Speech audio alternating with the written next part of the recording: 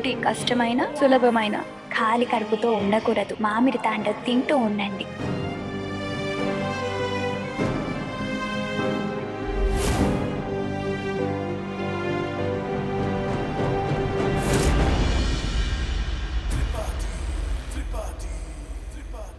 నా అన్నయ్య ప్రపంచంలోనే బెస్ట్ కూతురు.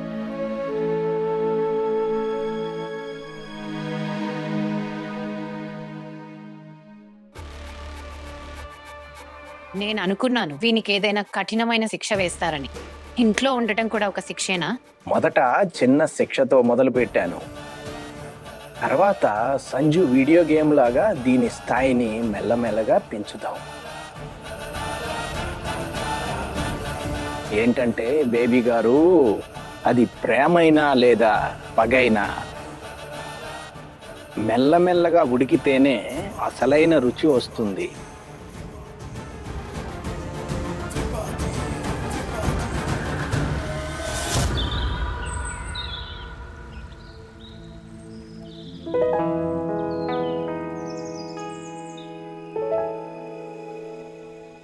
అల్లాని వేడుకుందాను, నీ మనస్సును ప్రశాంతంగా ఉంచమని.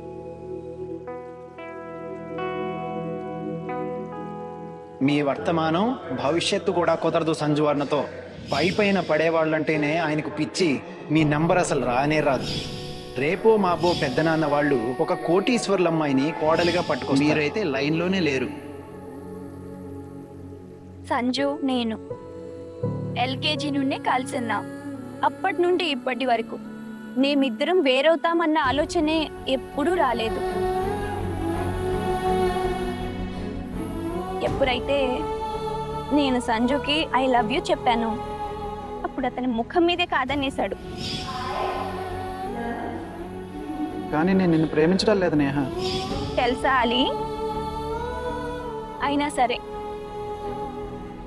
అప్పుడు కూడా నేను నా నమ్మకాన్ని, ప్రేమని తగ్గనివ్వలేదు.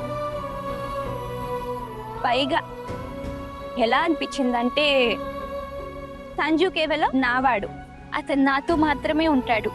సంజుకి ఏదో ఒక రోజు రియలైజ్ అవుతుంది అతను కూడా నన్ను ప్రేమిస్తున్నాడని. ఆ ఆశతోని నేను వాడు చదువుకునే కాలేజీలోనే అడ్మిషన్ తీసుకున్నా. అక్కడేమో అతనికి ఆశ దొరికింది. అయినా నేను నా నమ్మకాన్ని, ప్రేమను తగ్గనివ్వలేదు. మరి ఇప్పుడేమైంది? నిన్న నేను సంజు వాళ్ళ కోట లాంటి ఇంటికి వెళ్ళాను. వాళ్ళది ధనిక కుటుంబం, ఖరీదైన నగలు, ఖరీదైన కార్లు. నీకు తెలుసా, వాళ్ళ మమ్మీ తన ఉంగరంలో ఇంత పెద్ద వజ్రం పెట్టుకుంది. పని వాళ్ళు, చాకరీ చేసేవాళ్ళు లైన్లో ఉన్నారు. విదేశీ మార్బల్స్, వెండి కప్పులు. సరిగ్గా ఎలా అంటే సినిమాల్లో ఉంటుంది కదా, అచ్చం అలాగే. ఒక్క క్షణం అనిపించింది ఈ ఇంట్లోకి నేనే వస్తాను సంజు భార్యగా. ఇంకా నీకు తెలుసా, నేను తన బెడ్రూమ్లో కూడా వెళ్ళాను. అక్కడ చూస్తే అనిపించింది నేను నా జీవితం అంతా అదే గదిలో సంజుతో గడుపుతానని. అలీ, అప్పుడు అక్కడ నేను ఆశని, సంజుని కూడా చూశాను. అయినా కూడా అలీ, అయినా గాడ్ ప్రామిస్, నేను నా ప్రేమ మీద నమ్మకాన్ని అస్సలు తగ్గనివ్వలేదు, బలహీనపడలేదు నేను. పంకజ్ నన్ను కలవనంత వరకు అతను నా కళ్ళ ప్రపంచం మీద ఇలా రాళ్ళు విసిరాడు. అంతా చిన్న భిన్నమైపోయింది. గర్ల్ ఫ్రెండ్ చేసుకుంటాడు, పొట్టి బట్టలు వేసుకునేవాడని. వెంటనే బెడ్ ఎక్కేవాళ్ళు. మీ నంబర్ అసలు రానే రాదు. వెండి పాత్రలు, ఖరీదైన బంగ్లాలు, ప్రతి ఒక్కటి నాతో గట్టిగా అరుస్తూ చెప్తున్నాయి నేను సంజుకి తగను అని. నేను అక్కడ ఎప్పటికీ సెట్ అవ్వలేనలి.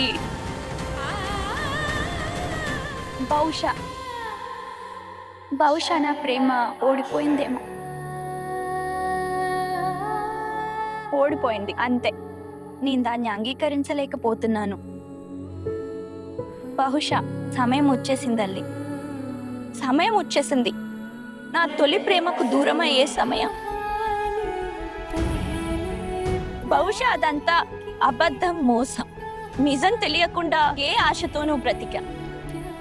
లేనిపోని కథలు హల్లుకుంటున్నాను. స్టూపిడ్, ఒక నెంబర్ 1 పిచ్చిదాన్ని నేను. బహుశా ఇదే సరైందేమో. మేమిద్దరం విడిపోవడమే మంచిది. తన్ని చూడకూడదు అని ఎలా అనే? చూడకుండా ఎలా ఉండను? మనం ఒకే కాలేజ్లో చదువుతున్నాం, రోజు ఒకరినొకరు చూసుకుంటాం. ఏం చేయాలి? కళ్ళు మూసుకోవాలా? అది కూడా చేయలేను కదా. కళ్ళు మూసుకున్నా కూడా నాకు సంజునే కనిపిస్తాడు. మీరేం చేయాలా అలీ? ఏం చేయాలి? నీ మాటలన్నీ విన్నాను. ఇక నా మాట విను. నీ ప్రేమ అనే హెడ్లైట్ బటన్ నీ చేతిలోనే ఉండేది. మరి పంకజ్ గాడిని నీ లైఫ్తో ఎందుకు ఆడుకొనిచ్చావు? ఈ చీర చూడు, నిన్న చిరిగింది కదా. ఈ రోజు నువ్వు దీన్ని నీ చేతులతో కుట్టి ఇంకా చాలా అందంగా మార్చావు. ఎందుకంటే నీకు నమ్మకం ఉండేది నువ్వు దీన్ని సరిచేయగలవని. అంతే, ఇదే నమ్మకాన్ని నీ ప్రేమ మీద ఉంచు. కానీ అలీ, నువ్వెప్పుడు నన్ను సంజుకి దూరంగా ఉండమని చెప్తుంటావు కదా. ఈరోజేంటి నమ్మకం ఉంచమని చెప్తున్నావు? నిజం చెప్పు, నువ్వు సంజు వైపైతే లేవు కదా. నేను సంజుని ద్వేషించడం లేదు, కానీ నా ఫ్రెండ్ నువ్వు. ఒకవేళ ఎంచుకోవాల్సి వస్తే నీ నమ్మకం, నీ ఆశ, నీ సంతోషాన్ని కోరుకుంటాను. నేను ఎప్పుడూ నీ వైపే. నీ ప్రేమ గెలిచే వరకు వేచి ఉండు. ఇంకా ఎప్పుడూ గుర్తుంచుకో, తొలి ప్రేమ లక్కోల కాదు, స్వచ్ఛమైన మనసుతో దొరుకుతుంది నేహ.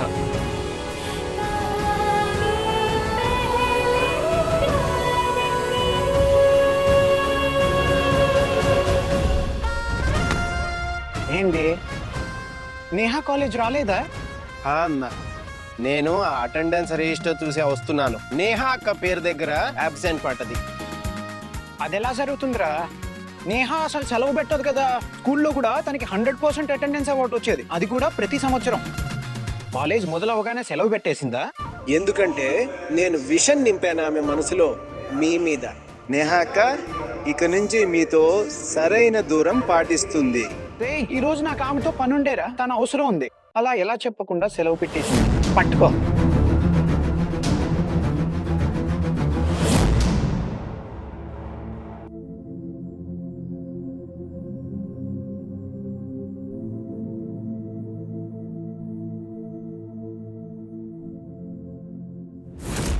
నువ్వు కాలేజ్ ఎందుకు రాలేదు? నాకు నీతో పని ఉండే. నువ్వేమో ఇంట్లో కూర్చున్నావు. అమ్మ పక్కనే ఉంది, మాట్లాడలేను.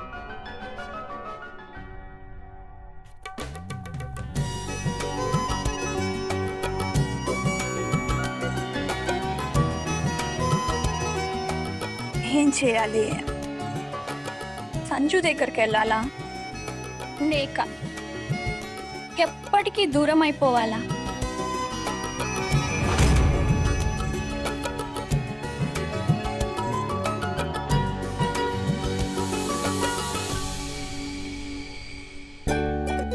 అరే సంజు, వచ్చేసావా నాన్న?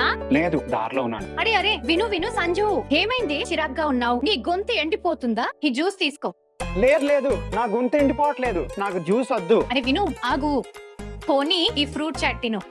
అమ్మా, నాకు ఆకలేదు. ఎందుకు బలవంతంగా తినిపిస్తున్నావు? ఇది గుల్గులే, తిను. నీ వదిన మొదటిసారి వండింది. రా కూర్చో. నిజంగా వదిన చేతిలో ఏదో మ్యాజిక్ ఉంది. నేను టీ తెస్తాను, తినాలి, వెళ్ళిపోకూడదు. సరే, నేను తింటానులే. అన్న, ఏమైంది? చిరాకెందుకు పడుతున్నావు? మరి మేమేం చేయాలి? నీ నాశితో ఏవీ వర్కౌట్ అవ్వలేదు. ఇంట్లో ఎంతమంది ఉన్నారంటే ఏదో జాతర జరుగుతున్నట్టుంది.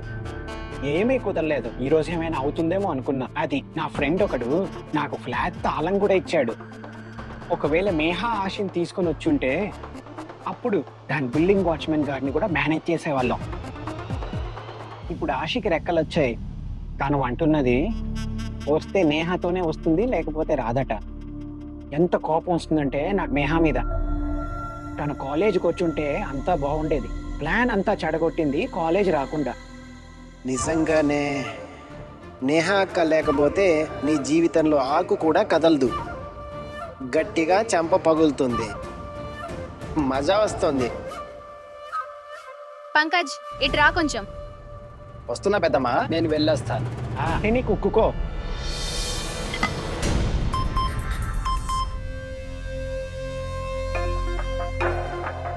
ఏంది? బ్యాడ్మింటన్ ఆడుతున్నప్పుడు నా కాలు బెనికింది. కాలు విరగ్గొట్టుకున్నావురా, అందుకే ఇంట్లో రెస్ట్ తీసుకోవాలి. రేపు మధ్యాహ్నం 12 నుండి 3 మధ్యలో మమ్మీ డాడీ బయటికి వెళ్తున్నారు. ఇది చాలా మంచి విషయం. అందుకే నువ్వు నేహాతో పాటు వచ్చేయి. నేహా వాళ్ళ అన్నయ్యలాగా ఎవరికి అనుమానం రాకుండా ఉంటుంది. నేహా కింద ఉంటుంది. నువ్వు ఇంకా నేను ఇద్దరం కలిసి మస్తీ చేద్దాం.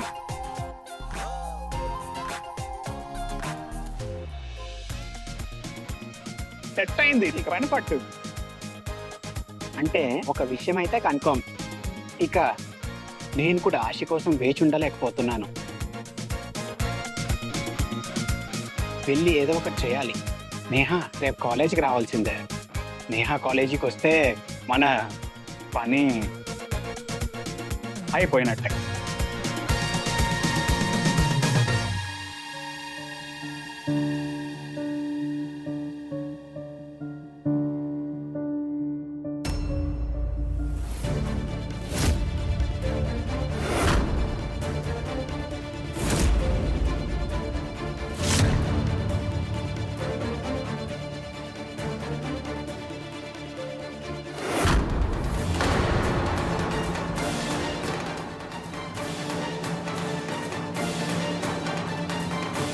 ఎవర్రా నువ్వు?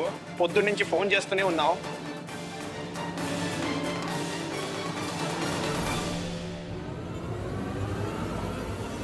తర్వాత ఫోన్ చేస్తాను. నీకేమైనా లవ్ అఫేర్ ఉందా?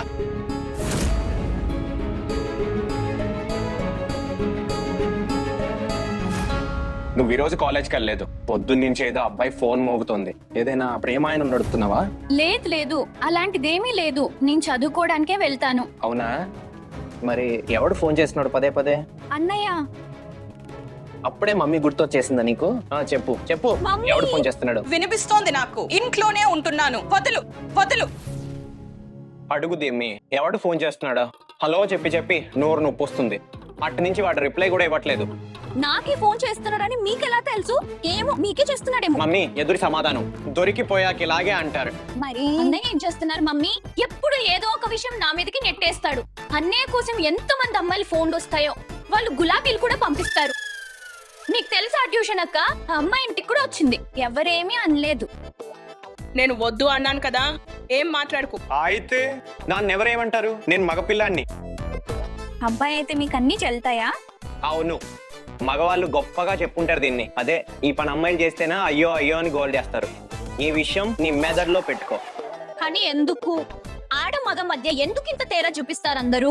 విభోర్, నీకు సమాధానం చెప్పాల్సిన అవసరం లేదు. లేదు మమ్మీ, ఇది సమాధానం చెప్పాల్సిందే. చెప్పి తీరుతుంది. నిజం చెప్పు, ఎవడు నీ గొంతు వినడానికి చచ్చిపోతున్నాడు? ఎవరు లేరు. చెప్పాను కదా అన్నయ్య, ఎవరు లేరు అని. నేను అబద్ధం చెప్పను మమ్మీ, అన్నయ్య చెప్పండి. నేను ఎప్పుడు అబద్ధం చెప్పాలని నాకు నిజంగానే తెలియదు అన్నయ్య. వద్దు వద్దన్నయ్య, వద్దన్నయ్య, వద్దు వద్దన్నయ్య. నువ్వు అన్నయ్య ప్లీజ్ నన్ను వదిలేయండి. త్వరగా ఏం చెప్పు, చేస్తున్నావు? ఎవరా ఆగు, అబ్బాయి? లేకపోతే చపాతీ కర్రతో కొడతాను.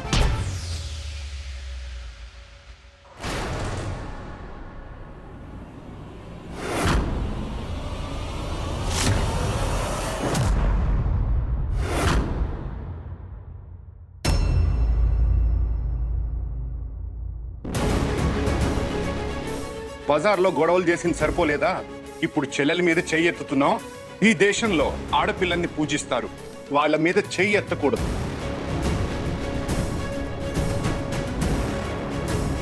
పరమ దరిద్రపు కొడుకు నాకు పుట్టాడు. గొడవల్లో మాత్రం అందరికంటే ముందుంటాం. 2 పైసలు సంపాదించమంటే మొహం వేలాడేస్తాడు. చాలు, ఇక ఆపండి. అయిపోయిందిగా, మీరు వెళ్ళి మొహం కరుక్కోండి. ఏమైందమ్మా? ఎప్పటి నుంచో నాకు ఈ దెప్పిపోవడమే. నా మాట ఒక్కటైనా ఏం చెవికెక్కిందా? ఎప్పటి నుంచో చెప్తున్నాను నేను ఎవరి కింద ఉద్యోగం చేయనని. వీళ్ళు ఉద్యోగం చేసి ఏం పొడిచారు? ఎప్పటి నుంచో చెప్తున్నాను నా సొంత పని మొదలు పెడతానని. సైబర్ క్యాఫ్ పెడతాను, డబ్బులు ఇవ్వండి అంటే ఇవ్వరు.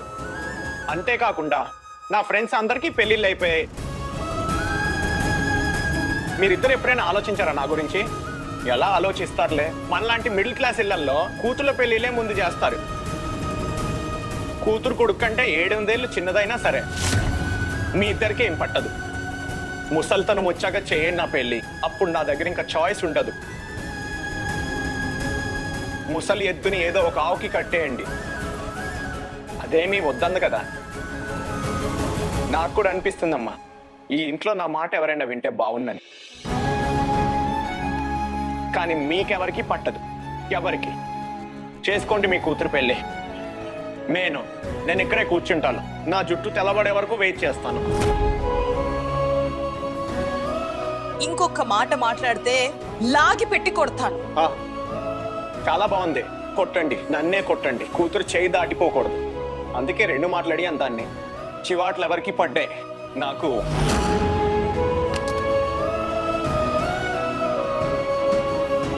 చూస్తూ ఉండండి. ఏ నేహ గురించి అయితే మీరు గర్వపడుతున్నారో, ఎవరి కోసం నాతో గొడవ పడుతున్నారో, ఏదో ఒక రోజు మీకు మచ్చ తెచ్చి వెళ్ళిపోతుంది చూడండి మీ బిడ్డ.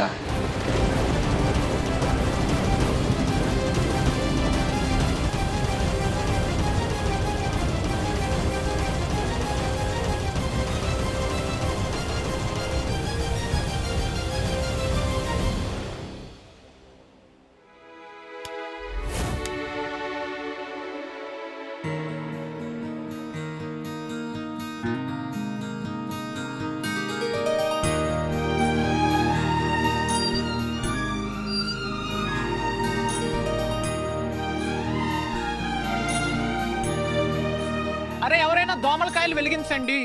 మళ్ళీ కరెంట్ తీసేశారు. 2-4 గంటలు కరెంట్ రానట్టే ఉంది. ఇప్పుడు దోమలు కుడతాయి. కాళ్ళకి చేతులకి రాసుకో, దోమలు కుట్టవు. నాన్న ముందు మీరు రాసుకోండి. అరే పర్లేదులే, నువ్వు రాసుకో. దీపక్ గారు రండి, ఒక ఆట ఆడదాం. సరే, టాఫీ పద రా.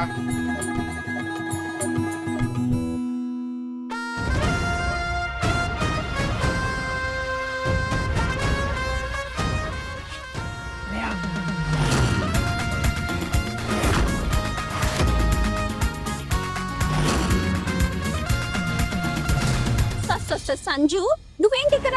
ఏం చేస్తున్నావు ఇక్కడ? వాళ్ళ వెళ్ళిపోయి ఇక్కడ నుంచి. మా మమ్మీ డాడీ ఇక్కడే ఉన్నారు. వెళ్ళు. నీకు నా మొహం కనిపిస్తుందా? లేదు కదా, మరి మీ మమ్మీ డాడీకి ఎలా కనిపిస్తుంది ఇంత చీకట్లో? వాళ్ళు ఏమైనా గుట్ల గూబలో రాత్రిపూట కనిపించడానికి? వాళ్ళు మా అమ్మ నాన్న. అలా అనకు. సరే అనంలే, సైడ్కి రా, మాట్లాడాలి. వద్దు సంజు, నువ్వు వెళ్ళి ఇక్కడి నుంచి. సైడ్కి రా, నేను మాట్లాడాలి. రా.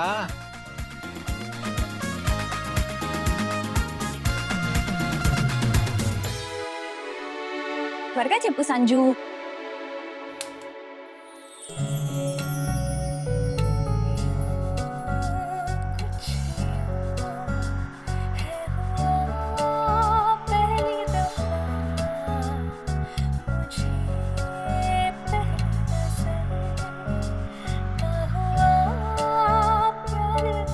ఈ రోజు కాలేజ్కి ఎందుకు రాలేదు నువ్వు?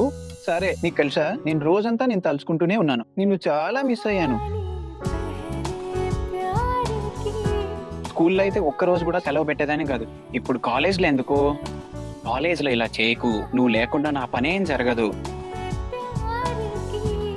సంజయ్, నువ్వు ఇందుకోసమే వచ్చావా? ఎందుకంటే నేను నీకు గుర్తుకొస్తున్నానని. ఇంకేంటి మరి?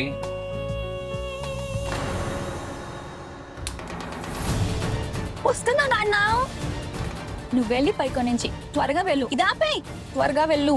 ఎవరైనా చూసారంటే హర్ట్ అవుతారు. నేను వాళ్ళని బాధ పెట్టాలనుకోవట్లేదు. వెళ్ళు త్వరగా. సరే విను, థ్యాంక్ యూ. అయినా ఇంట్లో నేను కూడా నిన్నే తలుచుకుంటున్నాను. సరే వెళ్ళు. సరే సరే, వెళ్తున్నాను. విను, ఒక్క నిమిషం ఆగు. త్వరగా సంజు. అరే ఒక్క నిమిషం ఆగు. ఇది పట్టుకో. ఇది ఇందులో నీకు ఇష్టమైన పాటలు వేసాను, రాత్రి విను.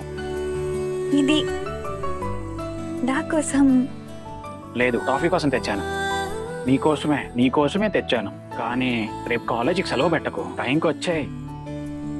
నువ్వు నన్ను అంతలా మిస్ అయ్యావా? ఇంకేంట మరి, నువ్వు వస్తేనే కదా నేను నీతో సాకు చెప్పి ఆశ ఇంటికి వెళ్ళగలను.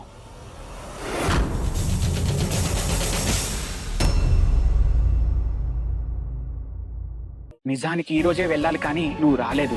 నా ఫ్రెండ్ ఫ్లాట్ తాళం కూడా ఇచ్చాడు. ప్లాన్ అంతా చెడిపోయింది. పర్లేదులే, రేపు నువ్వు టైంకి వచ్చాయి. ఎందుకంటే రేపు మధ్యాహ్నం 12 నుండి 3 మధ్యలో ఆశి ఇంట్లో ఎవరు ఉంటారు? ఆశి ఒక్కతే ఉంటుంది. సరే, అది తను నాతో ఉంటే వాళ్ళ చుట్టుపక్కల వాళ్ళకి అనుమానం రాదు. నా పని అయిపోతుంది. కాబట్టి రేపు టైంకి వచ్చాయి. డుమ్మా కొట్టుకు, లేకపోతే నీతో మాట్లాడను. ముందే చెప్తున్నా, సరేనా? సరే, బాయ్ బాయ్.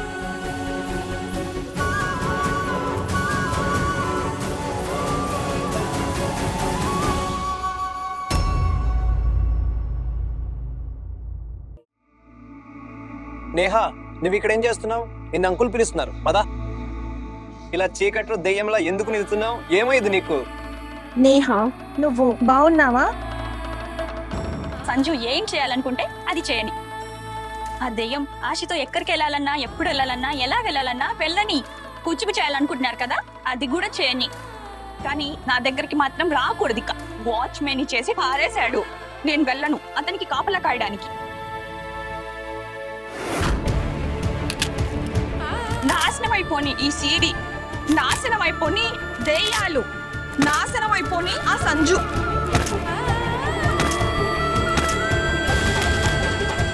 తొలి ప్రేమలో వచ్చే మొదటి కోపం ఇది. ఇక చూడాలి ముందు ముందు కోపం పెరుగుతుందో లేక ప్రేమో. తొలి ప్రేమలో బాధ ఇలాగే ఉంటుంది.